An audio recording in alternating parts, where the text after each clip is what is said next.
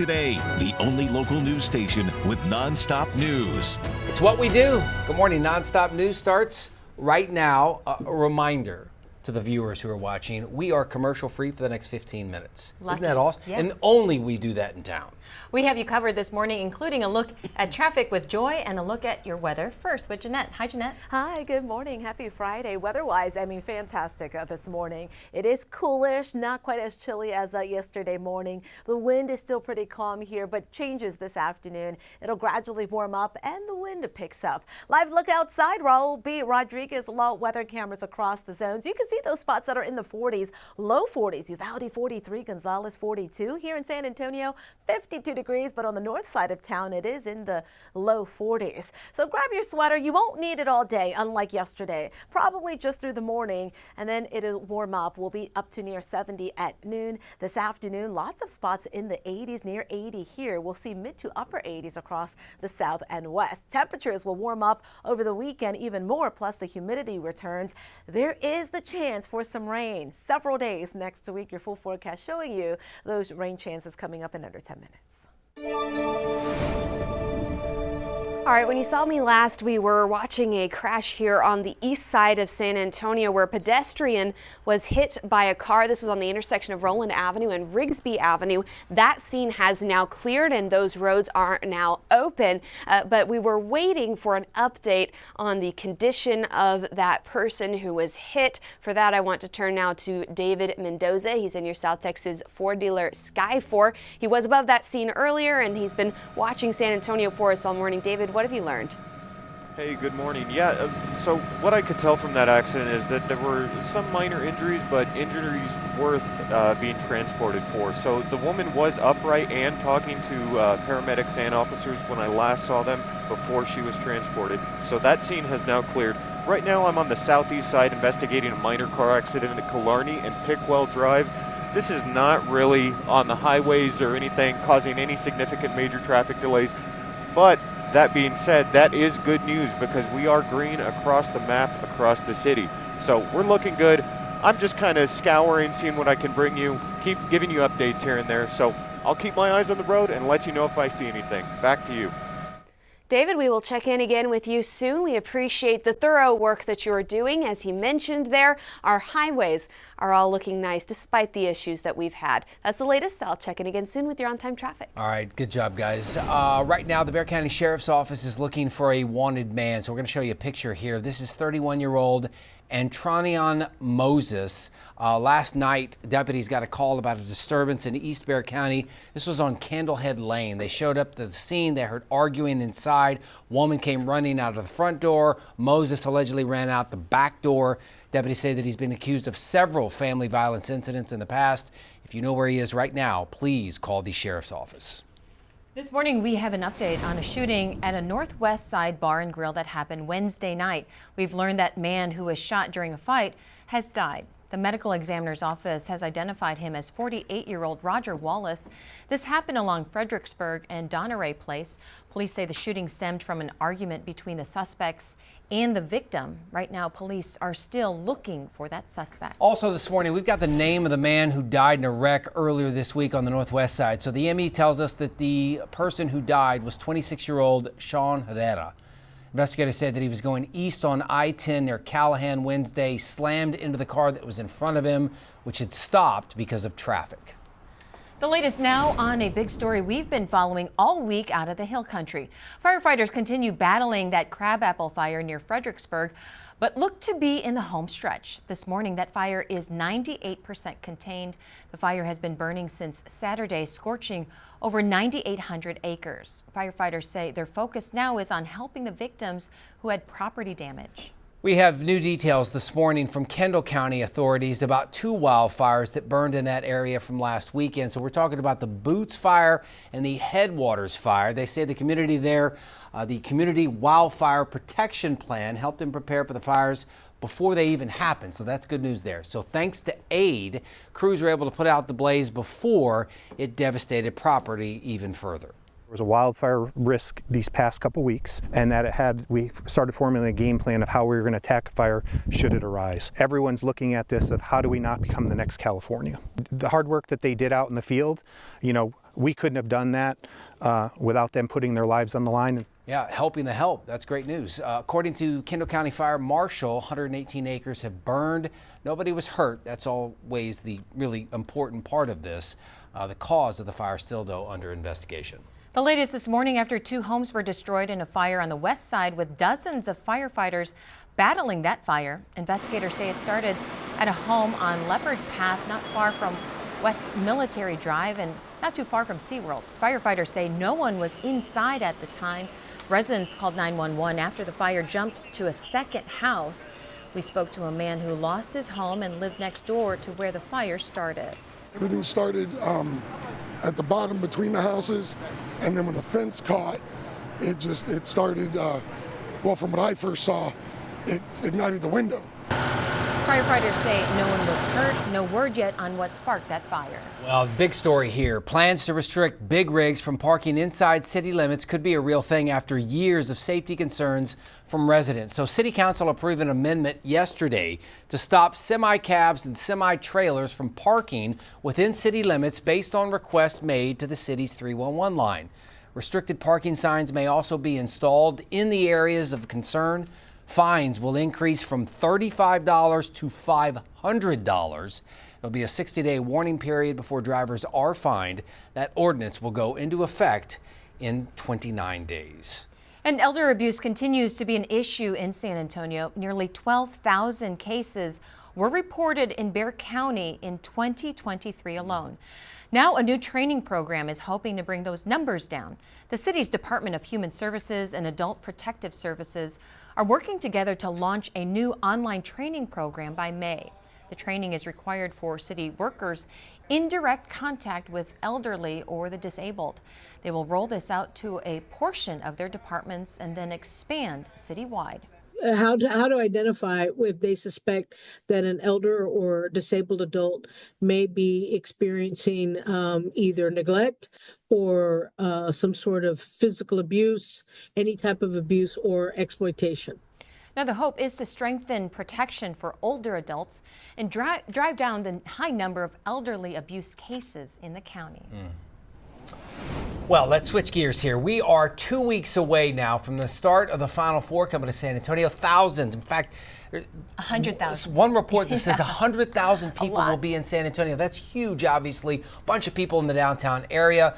Obvious question, how is the city getting ready for all that? That's right. News 4 San Antonio's Tawny Davis is live. She spoke with VIA and Centro SA about how they are preparing. Hi there, Tawny. Well, good morning. You know, the last time that the Final Four was here in San Antonio, downtown was just bustling with people pretty much at every corner. And now with the Final Four back and all the way down here for the Alamo Dome, VIA Metro Transit and Centro SA are making the necessary preparations. Central San Antonio is making sure downtown goes all out for the Final Four this year. With new foliage and plants being displayed along with ambassadors ready to give people directions, they are all in. Thousands of people are expected to make the trip, and Centro SA also understands the importance of accessibility and navigation. We know construction has been an ongoing issue, but some of that is clearing up by the time of the Final Four, so you should be able to get around a lot more easily. For those wanting to get around downtown amid all the chaos, VIA is encouraging people to use their services. They will be operating from Crossroads Park and Ride as well as Blossom Stadium, with fares remaining the same. Microtransit will also be an option through VIA Park and Ride to get downtown. The bus routes that we're using are, of course, the Park and Ride routes that go into downtown. We do have other service that we've got it planned so that everything's going to work together well and seamlessly for our customers. VIA will also provide services specific to Final Four festivities. That way people will have all that they need if they want to get around downtown. It is viainfo.net/slamdunk.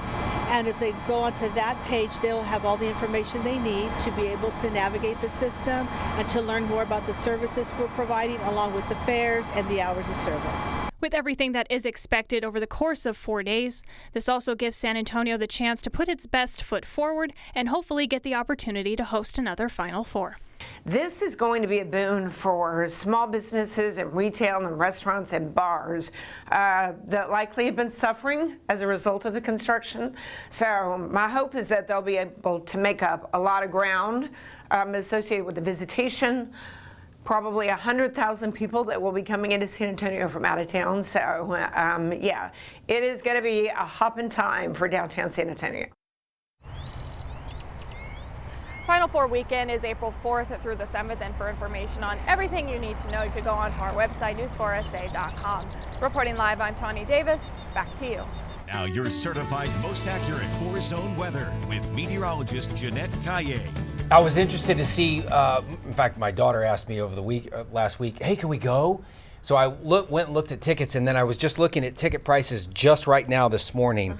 The cheapest ticket to get inside the Alamo Dome on the semifinal night, the cheapest ticket is $225, and that is 2 rows from the top. Wow. The most expensive ticket I see right now is $6,229, and that looks to be about the 15th row. But again, this is in the dome in the football configuration.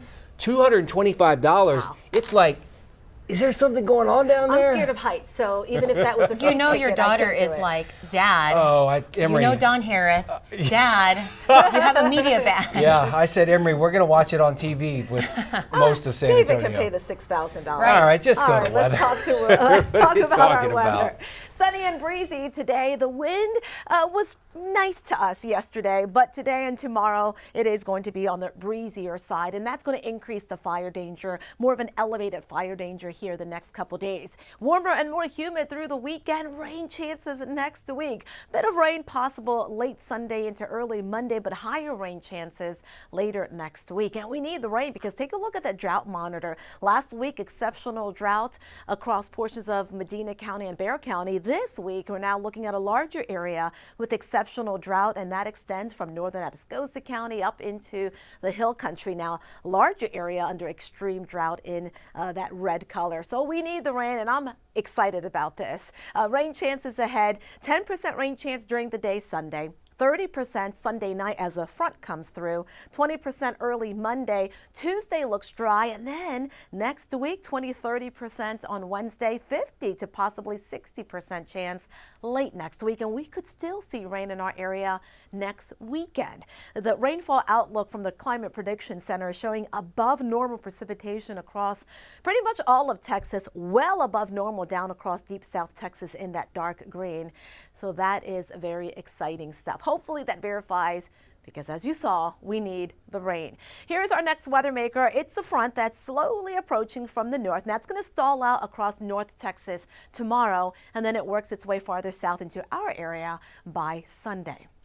Ahead of the front, winds shifting to the south. That's going to bring in some warmer air throughout the day. We'll see highs climbing into the 80s. Winds right now pretty calm in many spots. 6 miles an hour here, 14 miles an hour sustained in Rock Springs, but a gust there up to 21 miles an hour. We'll see the wind pick up throughout the morning, especially up across the western hill country. Gusts at times close to 30 miles an hour, about 20-25 miles an hour here in San Antonio. And then tomorrow we're looking at gusts between 20 and 25 miles an hour. Looks like tomorrow night could see gusts closer to 30.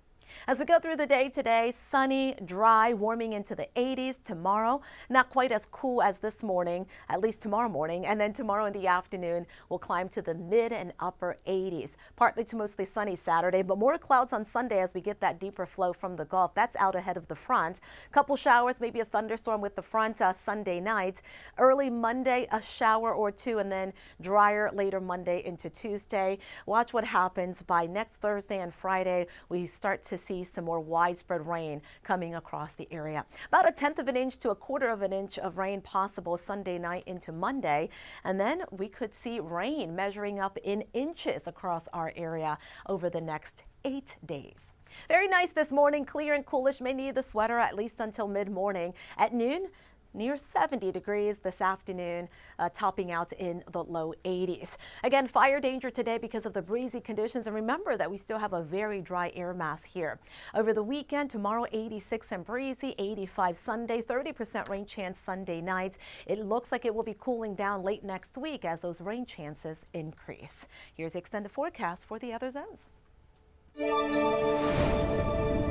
Well, we've done it. We've made it to 6:55 a.m. with no major delays. Even the I-35 corridor behaving this morning. You can get from Loop 1604 to New Braunfels in almost just over 10 minutes. Really, same heading into town from New Braunfels. That's pretty amazing for us. We're used to seeing that hour-and-a-half delay along this area. We have not been without problems entirely. We've had a few little issues here and there. So for an update on all of that, let's check in with David Mendoza. He's been in your South Texas Ford dealer Sky4 all morning.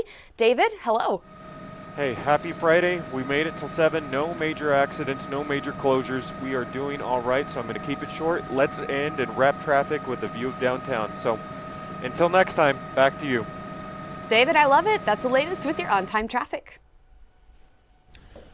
All right, guys, thanks. One final look at the morning headlines. A woman in custody this morning for allegedly shooting her boyfriend. That's right. A woman is in custody for shooting the boyfriend. Right now, police don't know what led up to that shooting. That man was sent to the hospital with a possible life-threatening gunshot wound. And congratulations to Jamie Massey. She's today's winner of our set of Fiesta medals. Now, if you didn't win this week, don't worry. We're still giving them out next week. All next week. And the following week. Just next week. Oh, sorry. No, maybe you're right. Am I wrong? Yeah. Well, next week. You know what? Watch next week. We'll give them away, and then we'll let you know after that. Well, for sure. Maybe week. we'll extend it the week after. Well, thank you so much for joining us. We appreciate you. Hey, you made it. You made it through the first full week. Yeah, we did. Like it? You're going to be back next week? Still standing, yeah. All right. She'll be back next week as well. I will too. Have a great weekend. As we say every day, today's a gift. Make it count.